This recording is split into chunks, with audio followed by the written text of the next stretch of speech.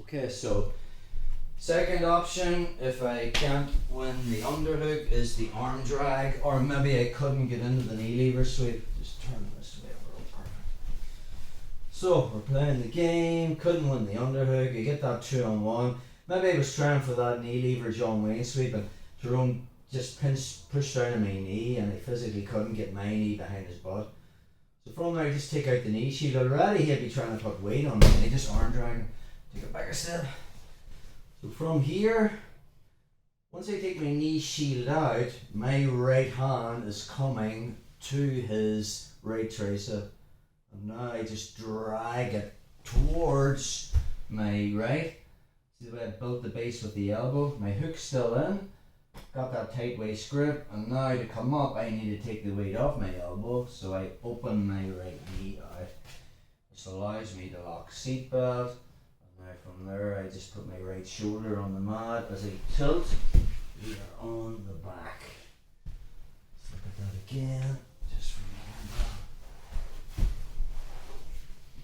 So maybe I'm here trying to win the underhook. Jerome's tight. I get that 2-on-1, or maybe I just didn't want to do the knee lever. So maybe you're no good at it. So from that position, I'm just taking the knee out. Even if he doesn't, fall into that space, don't you just sit up? Even if he doesn't fall into that space, I can just come up and arm drag. Find the tight waist grip, open my knee, lock harness control, tilt Jerome over. Just turn this way, bro. Sometimes when you're here, they'll tuck their knee in and he actually can't get the second hook in. As long as I'm controlling the hip, so I can just cross from here. So the inside of my left knee is going to curl his left hip and I just cross my ankles. And then from there, most likely he's going to have a tucked chin. So I'm just going to start to I can work cross grips, or we'll keep it simple, just straight grips. Again, I'm controlling the space between his finger and his wrist. Okay, and now from this position, I'll probably stuff this one down, bring my leg over and tie it up, and then put my shoelaces behind his back. All he has now is a tucked chin. So now, on one hand.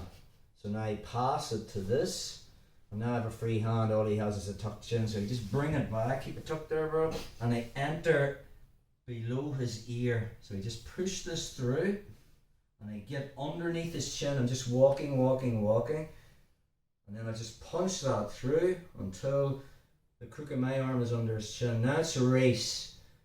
Jerome wants to get his hand in there. I want to get my hand behind. Doesn't really matter. Once I'm here and I get onto the shoulder, I just let go and find that. And now from that position, keep your hand in, bro. Really pull down. This imaginary line between my elbows, even though his hand's in there, I'm just going to connect.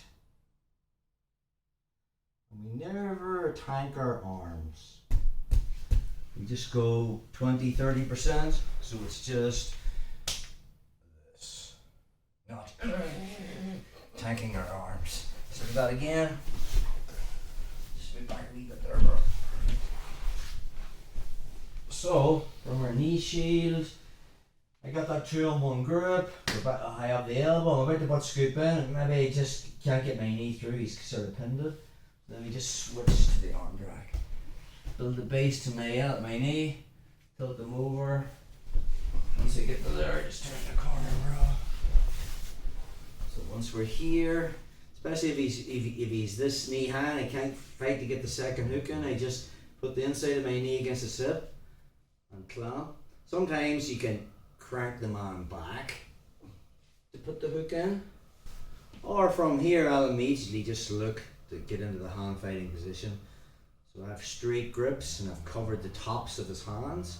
It's just a handball now, and now from there I'll push this one down, tie it up, pull my arm out and put that behind his back. Okay. Now from here, Jerome will probably tuck his chin. I just switch grips, and now I come underneath his right ear. I just punch that through. So I'm under his chin, and from there I can let go. Again, when I let go, I don't want him grabbing my hand, because then that's a whole battle. So the minute I let go, my hand comes back, and now this hand comes from behind his shoulder line. So I'm putting my left hand on my right shoulder. I don't care if his hand is inside. Now I just connect my elbows. So that's the grip there that I want. And then I just connect my elbows like that. Even if he grips on the inside, you're just gonna fill that space